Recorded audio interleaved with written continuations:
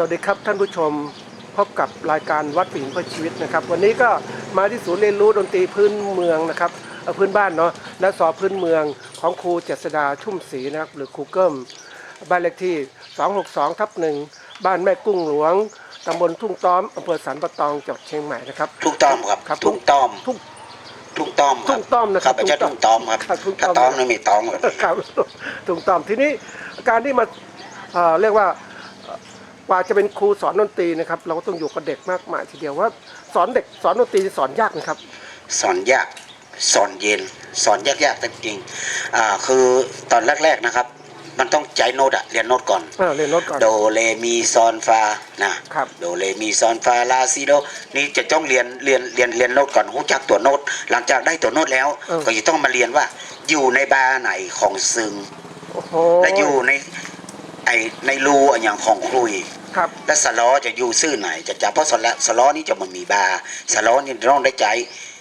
เป็นห้องว่าเดาหาถ้าเป็นคนเมืองสวามเสาะหาเนี่ย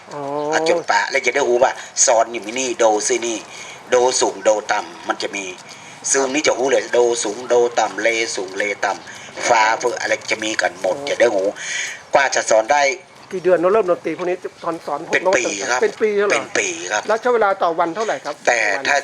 ถ้าสมมติว่าเด็กจะตั้งใจเรียนนี่อาทิตย์นึงจะเป็นละจะเริ่มเป็นเพลงแล้วครับเป็นเพลงแล้วเป็นเพลงแล้วถ้าคนไหนบาเรียนถ้าว่าบัได้ตั้งใจเป็นปีโอ้เป็นปีนะเป็นปีครับแล้วใช้วิธีการอะไรที่แบบให้เด็กมาเรียนได้เพราะปกติยุคใหม่ก็บอกว่าทำอะไรเนี่ยต้องมีประโยชน์มีเพียงสิ่งตอบแทนใช่ทีนี้เด็กมันจะมีอะไรต้องตอบแทนเด็กในการคือเอาละออนมาเล่นเรียบร้อยผมก็สอนให้ละออนลองให้ละออนเล่นเป็นดนตรีกว่าเนาะลองเอาซึงสล้อมาผสมกับดนตรีสากลพอดีละออนก็เล่นได้ลองเล่นก็เล่นกีตาร์เล่นซึงสล้อเข้ากันเรียบร้อยก็แล้วคิดขึ้นมาอยากจะเอามานักร้องลองใส่นักร้องก่อยพอดีหาตัวน้อยๆสอนห้องกว่าจะเอื้อนลูกคอกว่าจะบอกคือเอาลูกคอลูกเอื้อนลูกเล่นแหมโอ้โหมันแสนที่ยากเด็กเวลามันห้องข้าเจ้าเป็นสาวเจียงใหม่แฮมบอต้าได้ก็จะเป็นสาวแล้วมันห้องไปเลยนั่นแต่เขาสอนผมก็เลยสอนให้เด็กเนี่ยคือหูว่าคำว่าข้าเจ้าในบัจเจ้าวิญญาณอย่างข้าเจ้าเป็นสาวเจียงใหม่แฮมบอเต้าใดก็จะเป็นสาวแล้วกว่าจะได้อีกเพื่อใครขาวบอกครับมันจะได้ง่ายๆรู้สึกคอไม่สอนอย่างเงี้ยเป็นนานๆบัดท้อครับคือของเขาชอบอย่างผมบอกแล้วผมชอบสิ่งนี้เขาชอบสิ่งไหนเขาทำสิ่งนั้นจะออกมาดีมากเลยครับแล้ววันนี้เนี่ยจัดระดับของเด็กของเราว่าชุดนี้ไปแล้วชุดใหม่เกิดไหมทำอย่างนี้ต่อไหมถ้าชุดใหม่นี้จะมามีชุดใหม่ก็เริ่มมาแล้วแต่ก็นูนคือชุดใหม่นะบางครั้งไปเล่นแสดงเนี่ยเอาชุดใหม่ไปตัวแล้วเวลาแสดงปุ๊บจะคือชุดใหม่นะลองเล่นไปก่อน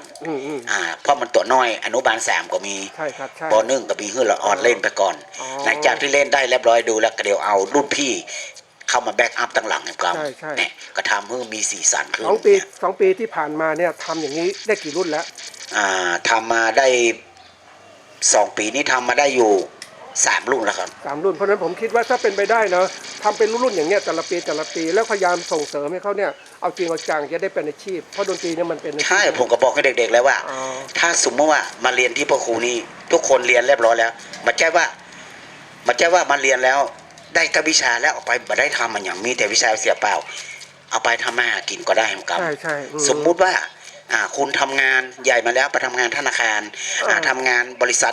นี้เดี๋ยวเพื่อนฝูงก็เลยเฮ้ยไปเล่นกีตาร์หากามาเฮ้ยไปเล่นกลองหากามาไปเล่นซึงกันเล่นสดนี่คือเป็นเพราะว่างานแบบไปแบบสบายงานก็มีทำอันนี้ก็ทำแค่ไปแบบบัจเจยันจริงจังเป็นห้องว่าปล่อยสมองเลยปล่อยสมองให้โลกบ้างเปล่าปล่อยแอลม่อนไปเล่นแหมยังมันบัดต้องได้คลายเครียดอะไรอย่างใช่ถึงเวลาที่จบไปแล้วแต่รุ่นถึงเวลามาพบกับเดือนมาพบกัน1 ครั้งไหมหรือยังไงที่จบแล้วเนี่ยที่จบแล้วนี่คือน้องๆจะมาแล้วไปเลยเพราะว่าจะไปอยู่กับวงอื่นแล้วเราเป็นครูที่เราสามารถที่จะมายับยั้งมาได้เพราะว่าอบดีนี่บางคนก็ไปอยู่กับปุ้นกับวงหมู่แห่บางคนก็ไปอยู่ดนตรีบางคนก็ไปเป็นนักร้องอันนี้ก็แล้วเราก็ดีใจโดยที่ลูกศิษย์ลูกหาไปเผยแพร่ต่ออย่างเงี้ยบางคนที่จบไปแล้วเนี่ย ไม่ไปต่อเลย เราดึงกลับมาไหมมาเล่น ได้ วันที่เกิด เอามาขอได้ มาเกิดของวันเกิด ใช่ ของ ได้ สถานที่ ได้ เรา มา นะ ขอได้ อ๋อ แต่พอดีแล้วเขาก็บอกกล้าไปรบกวนลูกศิษย์เพราะว่าลูกศิษย์แกก็มีงานกันแล้ว แต่ละคนนี่เล่นดนตรีเฉพาะอย่างเราเนี่ยหรือแต่ก่อนร่วมทุกอย่าง เล่นทุกอย่างเลยครับ อ๋อ ที่ แล้วก็ มีนี่ แต่หลังๆก็เฉพาะเจาะจง ใช่ใช่ แล้วก็นักร้องเนี่ยนักร้องเล่นไหม นักร้องร้องได้บัดเดี๋ยวนี้นักร้องก็เล่นได้ เล่นได้อีกร้อง เล่น ได้ ได้เล่นร้องได้เล่นได้กูอย่าง อ๋อ เล่นได้ตึงซึ้งได้ตึงสะล้อเล่นได้ตึงกีตาร์เล่นได้ตึงเบสเล่นได้ตึงคีย์บอร์ดเล่นได้กูอย่าง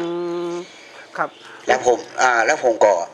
เวลาไปแสดงที่ไหนนะครับ อันนี้ผมบอกไปเลยว่าเขาบอกต่างผ่านทางทีวีโดยว่า เวลาผมไปแสดงเนี่ยได้สตางค์มานะครับ บางครั้งนะครับ บางครั้งก็ได้เยอะบางครั้งก็ได้หลายปัน บางครั้งก็บ่ได้เลยเฮาก็กลัวลูกศิษย์ลูกหาท้อก็เลยบอยากคือเขาท้อหากิจกรรมในบ้านนั่นก็คือสตางค์ที่เราได้มาบางครั้งพระครูก็เอาไปซื้อกับข้าวซื้อของกินซื้ออย่างที่ปกินเล่นคือละอ่อนสนุกสนานในบ้านเล่นเลี้ยงเด็กๆโดยเลี้ยงละอ่อนไปโดยมันจะเสี่ยงบัดใดว่าจะได้โจกกระเป๋าโรเก่าก็ยังยอมเพราะว่าเขาชอบอย่างเงี้ย ชอบเลย ครับ ทีนี้ว่าทุกสัปดาห์จะพบกันซ้อมกันทุกสัปดาห์ไหม ครับทุกสัปดาห์โดยมากจะซ้อมกันทุกวันศุกร์ครับ วันศุกร์ถึงกี่โมงตั้งแต่ วันศุกร์ตั้งแต่ตอนเย็นไปจนถึงประมาณทุ่ม ทุกวัน ทุกวัน อ๋อแล้วเวลาเด็กก็หิวตอนนั้นก็กลับ หิวก็ต้องมากินข้าวด้วยกันทำกับข้าวบางครั้งก็เกษตรบางครั้งเกษตรก็กินแล้วก็ทำประทานเอากิน แม่บ้านก็ทำ ถ้าผู้ปกครองไปมารับเด็กว่าก็ไม่ได้กินถ้าบางคนมาได้มารับก็กินตัวครูเลย อ๋ เนี่ย อกินกับครูเลย ครับผม นั้นทางบ้านก็ต้องมีอาหารการกินสำรองไว้ ค ให้ รับ เด็ก ผ กิ ม น มี ทีนี้ว่าประมาณเท่าที่ทำที่ผ่านมาพอมีทุนมีอะไรไหมถาม ผมไม่มีทุนผมมีทุนผมมีซักอย่างผมไปเล่นมาผมก็หักสตางค์ที่นะเอามาไว้กิน เวลาซึงสล้อเสียผมก็เอาเนี้ยไปซ่อม เวลาใส่กีตาร์ใส่ยังมามีผมก็เอาเนี้ยไปซ่อมเครื่องดนตรีเสียก็เอาสตางค์ส่วนนี้ไปซ่อมบางครั้งก็จกกระเป๋าตัวเก่าเนี่ย โอ้ยคิดว่าจะทำอย่างนี้ต่อไปไหวไหมเนี่ย ต้องทำต่อไปนะเมื่อทำแล้วก็ต้องทำไปอย่าไปหยุดไปยังถ้าหยุดเด็กก็จะไม่มีวิชาแล้วอ่อนก็จะไม่ได้เรียน คนตุ๊กจะไม่ได้เรียนคนรวยนี่ไปเรียนต่างนอกได้สบาย ใช่ มากกว่าไปเรียนเป็นคอร์สนั้น3,000 4,000เพิ่นมีความสามารถทำได้ ใช่ แต่ละอ่อนตัวที่ว่าบ้านเฮาเนี่ยละอ่อนที่คนที่ตุ๊กอ่ะที่มันมีสตางค์ก็สามารถที่จะเรียนมาได้ นอกจากมีอย่างเดียวเขาเรียนง่าวเขาเรียนโบเรียนดนตรีเรียนกับราชสตางค์ก็บ่มีเนี่ยมาเดินเลยมาเล่นสอนฟ ไม่ รี ผมคิดว่าทำกลุ่มอย่างนี้ไปเรื่อยๆเดี๋ยวว่าหาทุนมาช่วยกันแล้วกัน เพราะว่ายังไงก็ตามเนี่ย ครับต้องกราบขอบพระคุณเป็นอย่างยิ่งค ที รับ นี้ว่าคนข้างล่างเนี่ยยอมรับว่าเขาอยู่ในชนบทไม่มีทุนแต่คนในเมืองเขาเรียนกันอย่างนี้ แน่นอน เรียนมันหลักสูตรละหลายพันทีเดียว ต้องครับผม แต่การที่เรานำเด็กข้างนอกมาเรียนในอันที่หนึ่งคือว่าให้ห่างยาเสพติดนะใช้เวลาว่างให้เป็นประโยชน์ ถูกต้องค แล้ว รับ ก็เป็นโอกาสผ่อนคลายด้วยนะจะได้ไม่เครียด แล้วก็สามารถจะสร้างสรรค์อาชีพเขาได้จริง ครับผมครับ กับอนาคตดีมากนะครับอันช่วงนี้มีอะไรฝากสังคมไหมครับ นี่ครับตอนนี้ผมก็มามีอย่างมา ครับ ฝากนะก็นอกจากจะมีเสียงเพลงน้องๆเนาะ ครับ เอามาแสดงให้พอเล่นให้พอตามที่ผมบอกมานะครับว่าละออนคนไหนจะเล่นความสามารถแบบไหนเล่นแบบไหนก็พอจะมีเสียงเพลงและจะมีนักร้องห้องโดยนะครับมีเสียงโดยก็ต้องฝากขอบพระคุณนะครับผ่านจากทีวีนะครับช่องอย่างครับช่องไหน ช่อง Facebook YouTube วัดปีนประชุม Facebook ออกโทรทัศน์อินเทอร์เน็ตหมดนะครับ โอ้หลาย อันนี้ ห ห ลา ลาย ยทางนี้เนาะ ครับ ทำเพื่อสังคมนะครับไม่ ครับ คิดอะไรนะครับ ก็อยากจะฝากไว้ว่าท่านผู้ชมที่สนใจนะครับ ก็อยากจะช่วยเด็กอะไรต่างๆนะครับ เป็นเรียกว่าให้เขามีโอกาสมาเรียนดนตรีนะครับ ก็เข้ามาติดตามเราได้นะครับ ก็จะช่วยกลุ่มของเราก็ได้นะครับ เพราะว่าอันนี้ถือว่าอยู่ในชนบทจริง ๆนะครับทำให้เด็กเขามีโอกาส แล้วต่อไปฝากนิดนึงว่าต่อไปจะฝากดนตรีแต่งเองสักเพลง2 เพลงนะครับ คิดว่าคงขึ้นมาเมินเนี่ยเนาะคงจะได้หันพระครูจะเป็นคนแต่งเพลงให้กับวงตัวเก่านะคือวงมะขามเกิ้มจะต้องมีผลงานเพลงตัวเก่าขึ้นมานะครับเราจะมาเอาเพลงเปิ้ลมาฮ้องพ่องเนาะของเปิ้ลตอนนี้มันยังมาตานฮ้องของเปิ้ลไปก่อนนะครับคิดว่ามาเมินคงจะมีเป็นอัลบั้มตัวเก่านะครับเนาะครับผมขอบคุณมากครับผม ขอบคุณครับสวัสดีครับ ครับสวัสดีครับ